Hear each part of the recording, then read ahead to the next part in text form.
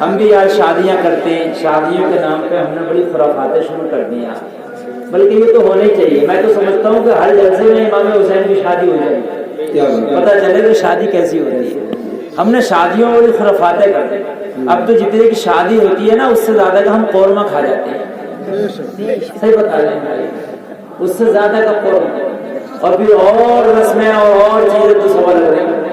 آج لڑکی کو واقعی اپنے بوجھ بناتی ہے اپنے سر، لڑکی آج بوجھ ہے۔ کیوں ہے بوجھ؟ اس لیے کہ ہم نے رسمیں اتنی نکالنی کہ لڑکی کی شادی کے لیے جب سوچتے ہیں نا تو رونگٹے کھڑے ہوتے ہیں، تو یہ لڑکیاں بوجھ ہوتی ہیں۔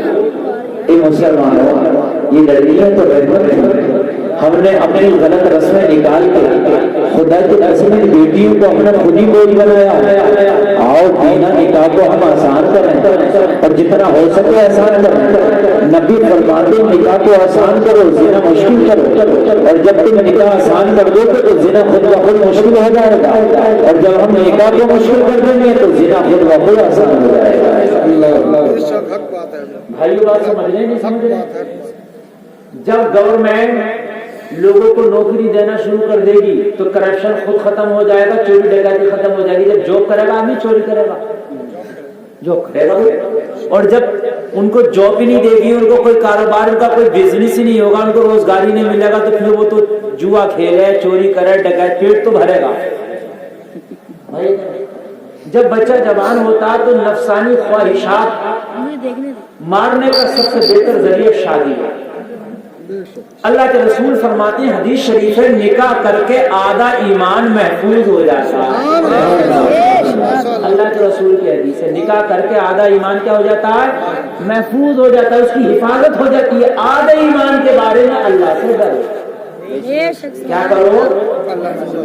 ایک صاحب نے ایک شادی کی، اظہار بھائی، ایک شادی کی، کتنی شادی کی؟ اور پھر کچھ دنوں کے بعد ایک اور کر لی۔ اب جب دوسری شادی کی تو سسرال والے سب اس کے پیچھے پڑ گئے۔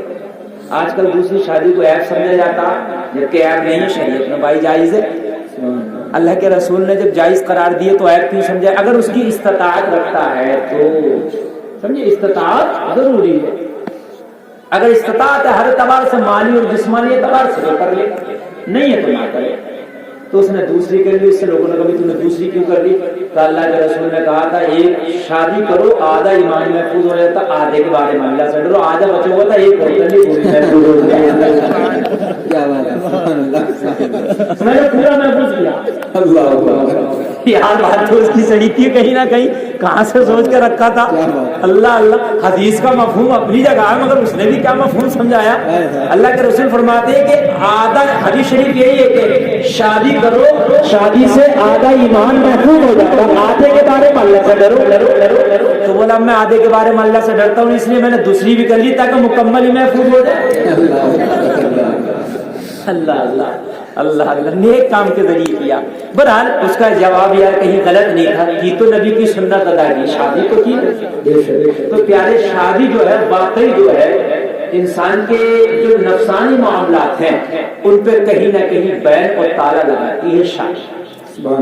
تو شادی جو ہے آسان ہونا چاہیے اور گناہوں سے روکتی ہے ہمیں شادی، تو شادی آسان ہونا چاہیے۔ یار گناہ سے روکنے والی جو چیز ہے وہ اتنی مہنگی کر دی ہمیں کہ 10 لاکھ میں مل رہی ہے۔ یار بھائی بتائیے، 10 لاکھ روپے خرچ ہو تو شادی ہو رہی ہے؟ یار یہ تو اتنا ہونا چاہیے تھا، پان کھایا رشتہ ہو گیا، ناشتہ کیا نکاح ہو گیا۔ خدا کی قسم اتنا آسان ہونا چاہیے تھا۔ لوگوں میں آپ کو بھائی آواز دور سے لے، آواز ایسے کرو، میں دور بھی بولوں تب بھی آواز ہے، تھوڑی کو کم ہے، ٹھیک ہے؟ آواز تھوڑا واپسی بڑھا، اس کی ریپیٹ بڑھا، مشین میں ریپیٹ بڑھا۔ توجہ ہے آپ لوگوں کی؟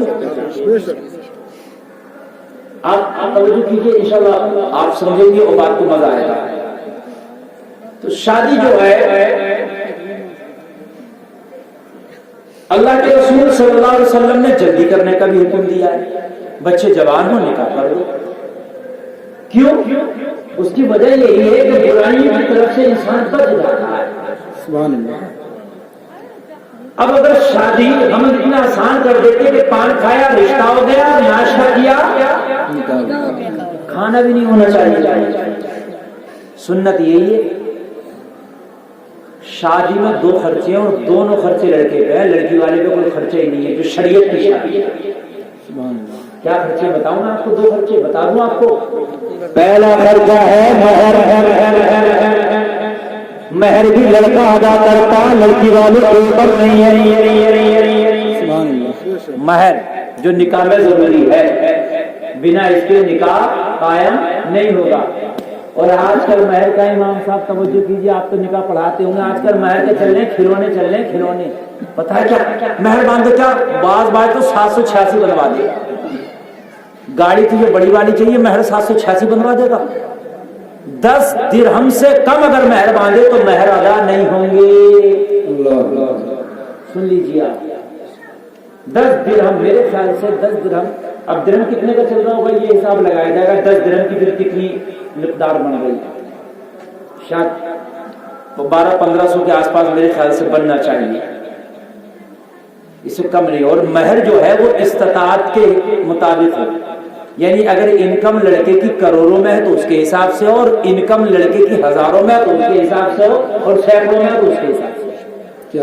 مہر ایک جیسا نہیں ہو سکتا. جیسی آپ کی انکم, جیسی آپ کی حیثیت, ویسے آپ کا مہر. ٹھیک ہے بھائیو, مہر پہ جھگڑا نہیں ہونا چاہیے. سودا ہو رہا ہے تو مہر ہو رہا, اور پھر مہر بن رہے ہیں. مہر بھی دو طرح کے لا رہے ہیں, ایک نقد لا رہا ہے, ایک ادھار لا رہا ہے.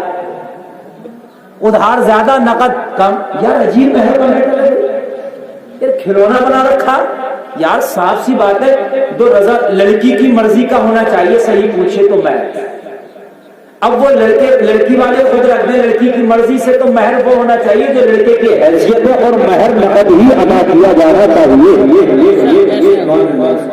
بھائی یہی طریقہ بہتر ہے. وہ ادھار کا مجبوری کا میٹر ہے, ادھار کے چکر میں نہ پڑنا چاہیے, نقد ہی ہونا چاہیے جو اس کی حیثیت ہے اس کے مطابق.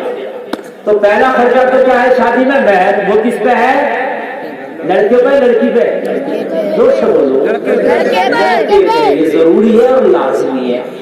دوسرا خرچہ جو سنت شادی میں ولیمہ کرنا, ولیمہ کی سنت ہے, اور ولیمہ بھی لڑکے والی کا, لڑکی والی کا نہیں ہے.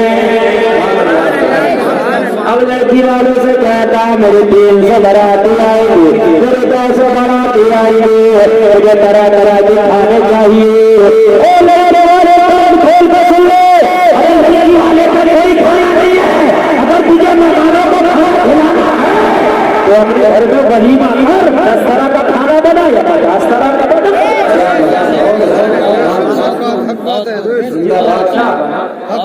میں کی آواز سمجھ میں آ رہی ہے صاحب کے نہیں؟